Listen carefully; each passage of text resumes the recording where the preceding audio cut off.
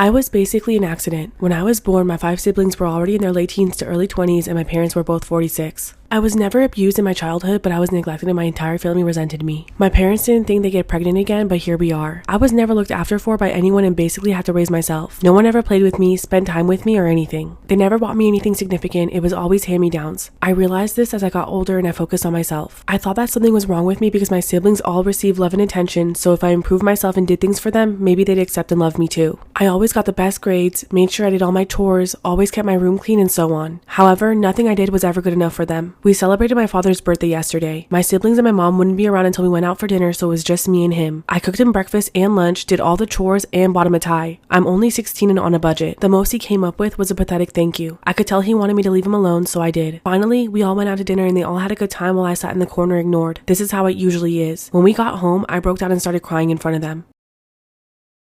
Get ready with me in my work's parking lot while I tell you about the creepiest thing that happened to me while I was working at a senior living facility. I'm in the parking lot at work and I'm getting ready because I didn't have time in the morning, but I bought tickets to this show, Alvin Ailey, with my coworker, but it doesn't start until like 7:30 and I'm not gonna drive an hour home and an hour back, you know? So I'm just gonna wait until she's off and we're gonna go shopping, but I'm gonna get ready in the meantime.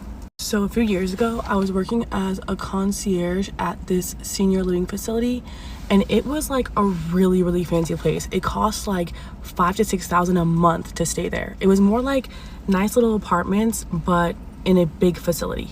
So I worked from 2 to 12 in the morning, so 2 p.m. to 12 in the morning, and it was cool. It was actually a really chill job.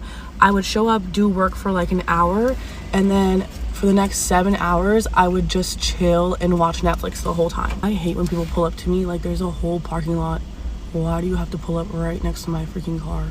So there was this one resident and his name was Ted, and he was like 6'5", and I swear he was like 400 or 500 pounds. Like, this dude was tall and huge.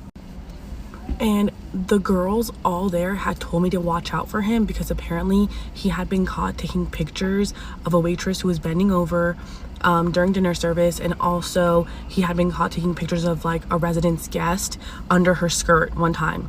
And so he was on thin ice and everyone was like, he's really creepy, watch out for him. I also got to experience that because whenever I was working and he was around, like maybe after dinner or whatever, he would stop by and then he would ask me like weird personal questions and ask me like when the other girl was working.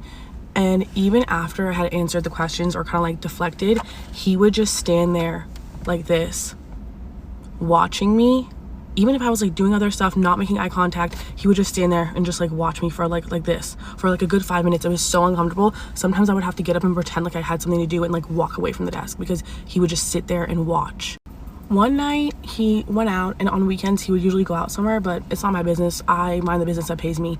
But when he would come back, he would call so that I could open the gate, and I just knew I was gonna have to deal with him because he could not make the walk from the parking lot to his room in one go. So he would stop right in front of me and sit in the chairs or like lean against the desk and just like be like breathing heavy and asking me questions and talking to me, and I just did not want to deal with it that night. I'm running out of time. Go to part 2.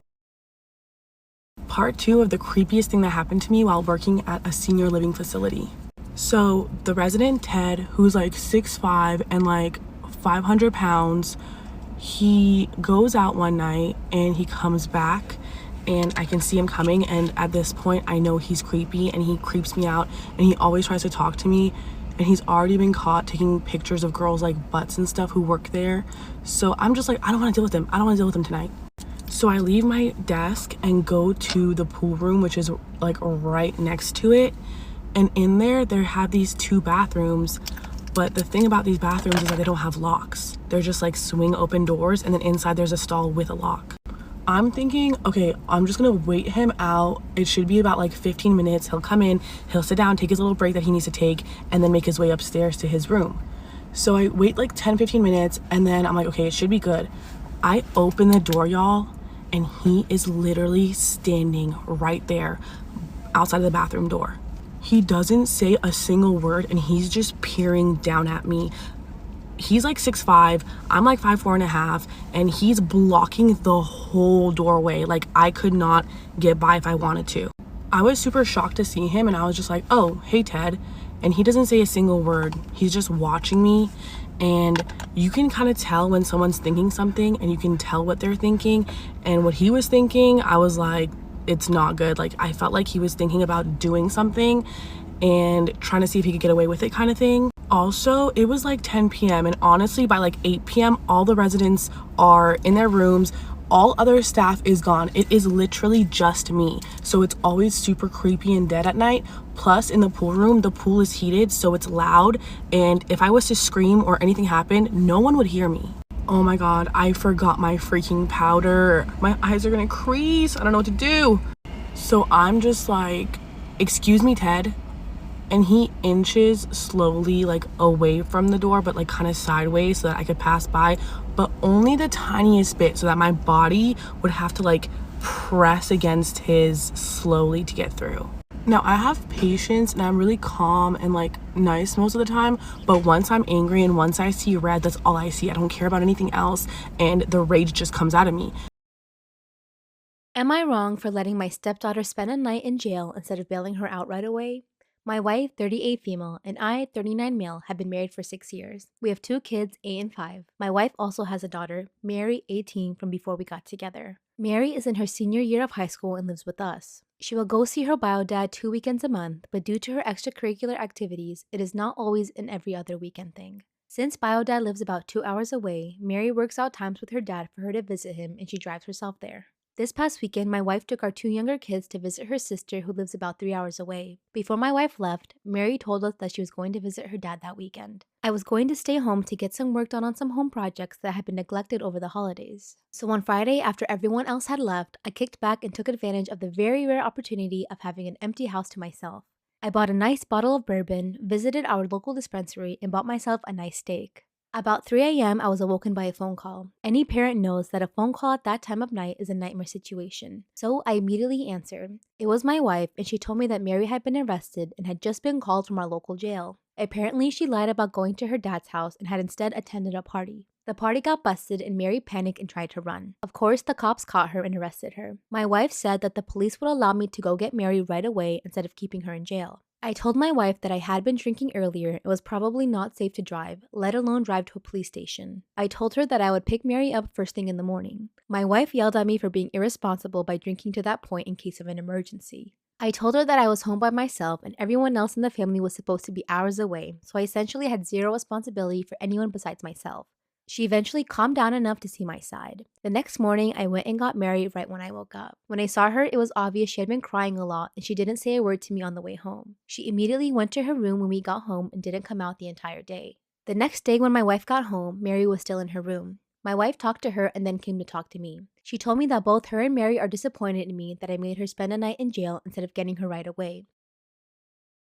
Story time about how my crush threatened to have me beat up if I didn't leave him alone. Disclaimer is not my story time, it's on Instagram. Just started college and I made the biggest mistake of my life. Told one of my classmates who my crush was. This man told everyone behind my back. Later that night we were celebrating our classmate's birthday. When I showed up, my crush was already there with a new girl. At this point he and I had never really talked, but I did stare at him a lot. Suddenly my crush walks over to me and grabs my arm really hard. Then he said, I quote, "You know I'm not attracted to you, right? You're never gonna have a chance with me." And that his girl was willing to beat me up if I didn't leave him alone. I was humiliated and mortified. I immediately left the party crying. How am I supposed to show up to class next week? Did I pretend like nothing happened? Why does he hate me?